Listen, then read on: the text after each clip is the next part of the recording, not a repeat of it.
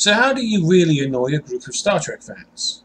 Well, first, you protect your intellectual property by suing a fan film threatening to make money from it. You then miss out on the opportunity to celebrate 50 years of your franchise, and then you create Star Trek Discovery.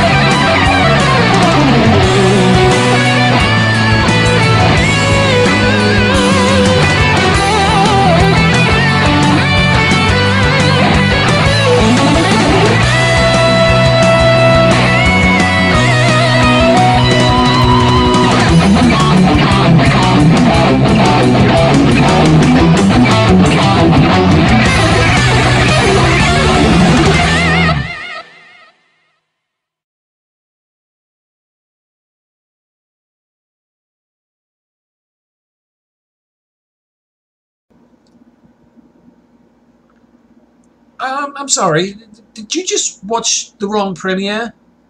Did you tune into an episode of Star Wars Rebels and not notice? Because what I saw in Star Trek Discovery of Vulcan Welcome, there was very little emphasis on pew pew. In fact, I don't think I saw one pew. Tell me what I need to break through this bedrock. 0.7 second fill burst at level setting 13.5. Okay, that doesn't count. They were making a well to save an entire race. Does that count as violence in your world? Do you often shoot at whales in video games these days?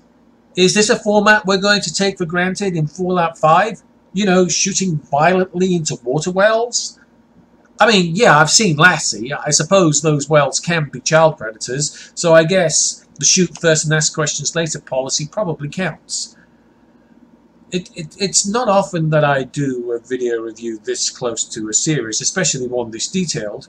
Usually I give a show more time to settle, but I feel that the first 2 episodes of Star Trek Discovery really deserve special attention. So much is missing from the angry gaze of the observer, and there is much more to the first episode than really simply meets the eye. We are looking into a very different world with regards to the Federation of this era. The technology here is erratic, sometimes outdated. The Federation obviously hasn't seen much advancement, as the Shinzo itself is pointed out to be, well, old and antiquated. It's almost as if the Federation has stagnated rather than advanced, and its current technology is in need of refinements. Much like the Klingon Empire is in disarray and stagnation, it has fallen back behind its borders and a culture of xenophobia. The Federation has, in turn, become overconfident and comfortable in its stagnated trappings, and feels it can take on the galaxy.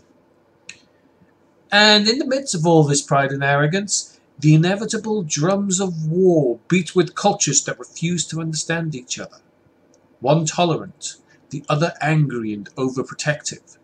Both ideologically opposed. It's difficult to see how either side can survive or win this war. It's clear that the Klingons, who are in currently disarray, are aggressively superior. They never hold back, never withdraw, never take prisoners, and always leave the survivors of their attacks in the wake of fear as a message to all who would oppose them. The Federation, however, are more advanced, logical, determined to survive, and to advance at all costs.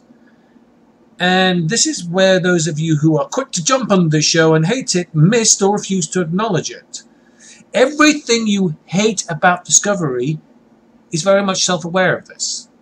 It's clearly about how the technology doesn't work, how the Klingon aesthetic is out of touch with itself. These are clearly societies with 2 opposing ideologies to advancement. One is traditional, and the other is complacent. Both are clearly doomed. It's subtly telling you that everything you hate about the show is what you should hate about this show. And ironically, it actually agrees with you. Yes, number 1 tells me you suspect foul play. Despite the First Officer's constant need to dismiss my ideas. She apparently agrees with you. Really? I'm shocked as well. Ensign Connor, agreement between my senior officers. Note the date and time. Noted, Captain. Is this amount of sarcasm always necessary? Necessary, no. But I do like it. Episode 1's theme is pride and stubbornness. Everyone is arrogant in this episode to some degree. Michael Burnham, in her predisposition to assume her emotions, or in this case fear, are in conjunction with her logic. Captain Giorgio, in her trust in the Federation to keep the peace, and her abilities to inspire every member of her crew. Lieutenant Saru, in his scientific abilities to assess a potential threat rather than to actually understand it. Takuvma, in the old Klingon code and their superiority over other races. We come in peace. All of these things come to a head in episode 1, though you can sense this tension early on in the episode despite the camaraderie among the Shenzhou crew. With no real threat to face for at least 100 years, coexisting among uneasy friends is so much easier to tolerate. But when that full stress and pressure of the universe comes bearing down on you like a ton of bricks, that's when the tension really comes to the fore. Everyone knows better than everyone else. And the problem is, everyone is right. And everyone is wrong. There is more than war with the Klingons on the horizon. There is a war for the very heart of the Federation. Where does it stand? On a permanent war footing with an implacable foe, as Burnham would wish it? In constant state of caution, as Saru would advise? Or every effort to avoid conflict and war, as the war veteran Captain Giorgio would hope? What is clear is that for both the Klingons and the Federation, in order for both to survive, change must be embraced, or everything will fall into disarray and to dust. Pretty much how the fandom is right now. So often are we held back by the keywords such as tradition and classic, not realizing that everything new is born from the ideas of the old. What is tradition without inspiration? What is inspiration without tradition? What is classic without the new, and what is new without the classic? What is Star Trek about but discovery? Take, for example, the holographic communications. You can tell that they are flawed and glitchy forms of communication. It's an example of how new and updated doesn't necessarily mean functional or useful, much like how I might react to an update of Windows 10. You can, and as many commentators have noticed, see how and why Discovery would move back to more traditional means of communication used in the next generation than the original series. So often do we think that learning something new is a step forward to the future, but sometimes the greatest advancement to the future lie in the past. And I think this is the core of Star Trek Discovery. And this is what I believe the ship US Discovery is actually all about. Evolution is dependent on what we know and what we experience. Minds focused too much on the future, or buried too far in the past, actually learn very little. We must learn to balance experience with knowledge, just as Burnham must learn to balance emotion with logic. We must win the war, but that's just the beginning. Imagine the possibilities.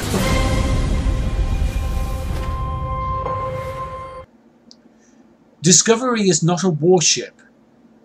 It's a laboratory. So to the haters, I say, well, hate it. I finally understand the challenge of Jason Ikens to the fans to hate the show. That was the point. He knew most of you would. The writers knew most of you would. I knew most of you would, but I didn't expect them to take the response to this creative level, to actually use it as a storytelling device. It's an interesting gamble.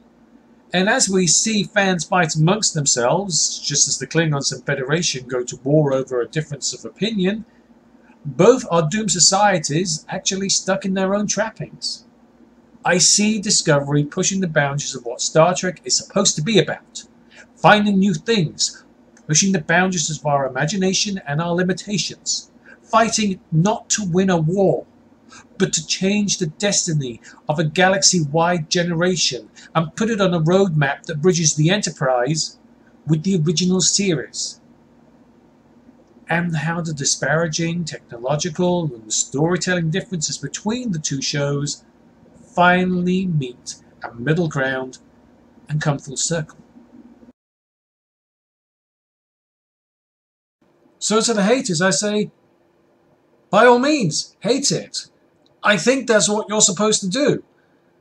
I pretty much hate a lot that is flawed in the show, but I think that's the point. Whether it's a gamble that will work in storytelling remains to be seen. But at least I'm starting to see what it is I'm supposed to hate about the show. And that's what I love about it. Until next time, ciao.